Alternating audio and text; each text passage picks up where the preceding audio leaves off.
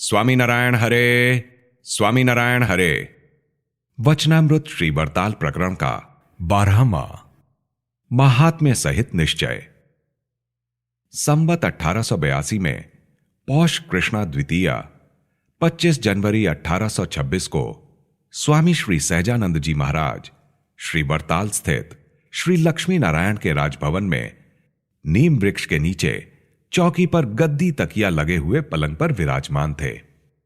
उन्होंने श्वेत धोती धारण की थी तथा श्वेत पिछौरी युक्त गुलाबी रंग की शाल ओढ़ी थी। मस्तक पर सफेद पाग बांधी थी तथा कंठ में गुलाब के पुष्पों का हार पहना था। उनके समक्ष मुनिमंडल तथा विभिन्न प्रांतों के हरिभक्तों की सभा हो रही थी।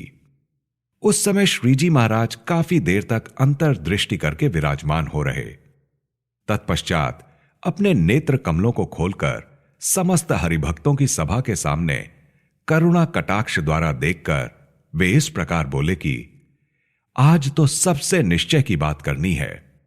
उसको आप सब सावधान होकर सुने कि अनंत कोटि सूर्य चंद्रमा एवं अग्नि सदृश प्रकाशमान जो अक्षरधाम है, उसमें श्री पुरुषोत्तम भगवान सदैव दिव्य मूर्ति होकर विराजमान रहते हैं। वे ही भगवान जीवों के कल्याण के लिए पृथ्वी पर राम कृष्णादि अवतारों को धारण करते हैं। तब जिसको उन भगवान के स्वरूप का सत्समागम द्वारा दृढ़ निश्चय हो जाता है, उसका जीव द्वितीया के चंद्रमा की तरह दिनों दिन बढ़ता रहता है। और जिस प्रकार चंद्रमा में जैसे जैसे सूर्य की कला आती रहती है, वैसे वैसे वह चंद्रमा भी वृद्धि को प्राप्त होता रहता है तथा पूर्णिमा के आने पर चंद्रमा संपूर्ण आकार का हो जाता है। वैसे ही भगवान संबंधी पूर्ण निश्चय होने से पहले जीव अमावस्या के चंद्रमा की तरह कला रहित खद्योत के समान होता है, परंतु वह जैसे जैसे परमेश्वर के महिमा सहित निश्चय को प्राप्त करता है, वैसे वैसे वृद्धि को प्राप्त होकर पूर्णिमा के चंद्रमा के समान हो जाता है। फिर उसे इंद्रियां तथा अंतःकरण भी उसके निश्चय से डिगाने में समर्थ नहीं हो पाते। तब परमेश्वर चाहे जैसे भी चरित्र करें, परंतु उसको भगवान में किसी भी प्रकार का दोषाभास नहीं होता। इस प्रकार जिसको महिमा सहित भगवान संबंधी निश्चय हो गया, तो समझ लीजिए कि वह भक्त निर्भय हो चुका। और यदि उसी भक्त को कभी असत देश, असत काल, असत संग तथा असत शास्त्रादि के योग द्वारा अथवा देहाभिमान द्वारा भगवान के चरित्र में संदेह हो गया तथा भगवान में दोष दिखाई दिया, तो वह जीव जो पहले पूर्णिमा के चंद्रमा की तरह प्रकाशमान था, अमावस्या के चंद्रमा के समान म्लान हो जाता है। अतः अपने में कुछ थोड़ी बहुत न्यूनता हो, वह जीव को अधिक बाधा नहीं डालती, किंतु परमेश्वर के चरित्र में किसी भी प्रकार का संदेह उत्पन्न हो गया अथवा परमेश्वर का किसी भी तरह से अवगुण दिखाई दिया, तो उस जीव का कल्याण मार्ग से तत्काल पतन हो जाता है। जैसे वृक्ष की जड़ें कट जाने पर वह वृक्ष अपने आप सूख जाता है, वैसे ही जिसको भगवान में किसी भी प्रकार की दोष बुद्धि हुई, तो वह जीव जिस किसी प्रकार से विमुख हुए बिना नहीं रहता।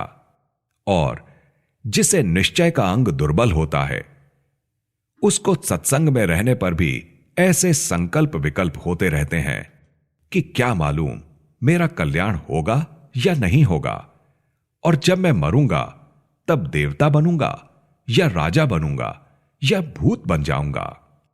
जिसको भगवान के स्वरूप का परिपूर्ण निश्चय नहीं होता, उसके हृदय में ही ऐसे संकल्प विकल्प होते रहते हैं।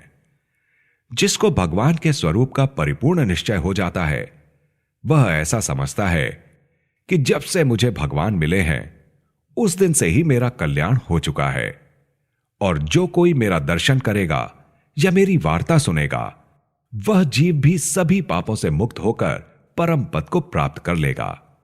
इसलिए इस प्रकार भगवान का महिमा सहित निश्चय रखते हुए अपने आप में कृतार्थ भाव मानना चाहिए। इस बात को सभी सावधान होकर ध्यान में रखें।